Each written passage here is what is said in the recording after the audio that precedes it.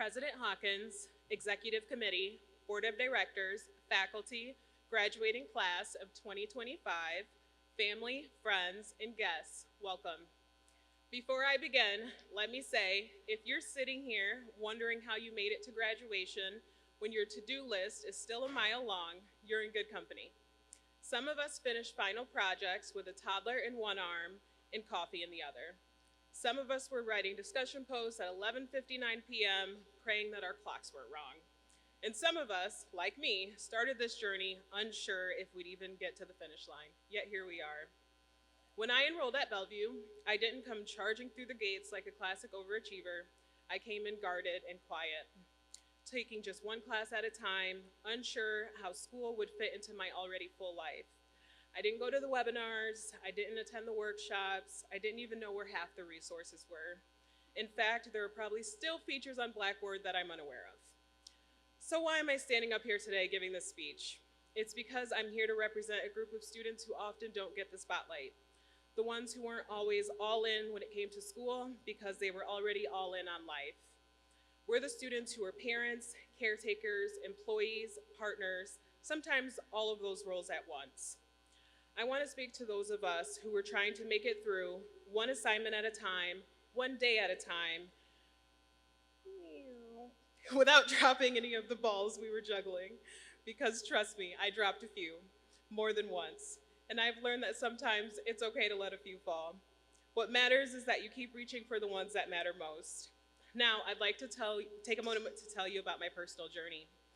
In 2018, when I was 27, I was diagnosed with stage 4 breast cancer. That's not the kind of plot twist you expect in your 20s. I went through chemo, surgeries, and more doctor's appointments than I can count. But somewhere in that whirlwind, I found something powerful: clarity.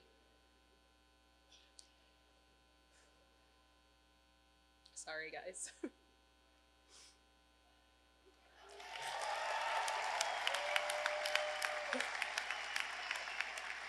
I realized that if I could survive that, I could also find a way to thrive. And that maybe, just maybe, I could help others in their most challenging seasons too. That's when I felt the calling to go back to school. And because life loves drama, I found out I was pregnant right as I began the clinical mental health counseling program. After being told I might never have children, it felt like a miracle, a chaotic, wonderful, what was I thinking kind of miracle. So here I was, starting a graduate program, pregnant, newly married, getting chemo every 3 weeks, and working full-time. People often ask, how are you doing all this? And the honest answer, I have no idea. Some days I didn't do it well, some days I cried in the car, some days I turned in assignments with one eye open and a baby on my lap, but I kept going. The finish line wasn't always clear. Sometimes it moved, sometimes it disappeared completely under diapers and deadlines, but I never stopped looking for it. I also wanted to say that throughout this journey, Bellevue was more than just a school to me. The faculty and staff weren't just educators, they were lifelines. They reminded me of the importance of mental health, balance, and compassion. In fact, some of the most powerful lessons I learned here weren't in textbooks. They were in the messages from professors who told me, take care of yourself first. That meant everything. And let's be honest, this program wasn't easy. The curriculum tested me, the deadlines pushed me, APA formatting will forever haunt my dreams. But it all led to this moment, a moment that proves that we can do hard things. As graduates, many of us will go into the world ready to support others, whether it's through counseling, science, communications, or the many other career paths that Bellevue has offered. We are now prepared to enter our chosen fields. And that's what I want to leave you with.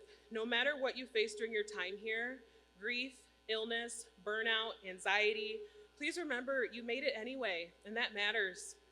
There will always be something that stands in your way, but your hopes and dreams, they're worth fighting for. You are worth fighting for. So don't compare your journey to someone else's. Don't let social media highlight reels make you feel like you didn't do enough. If you finish your degree while navigating real life challenges, I promise you've already accomplished something extraordinary. To my fellow graduates, we didn't all take the same road to get here.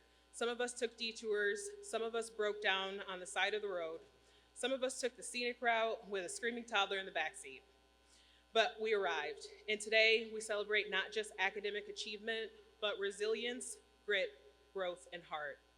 I also want to take a second to thank my husband, my family, and friends who supported me on this journey and never let me forget what I can accomplish. Congratulations, class of 2025.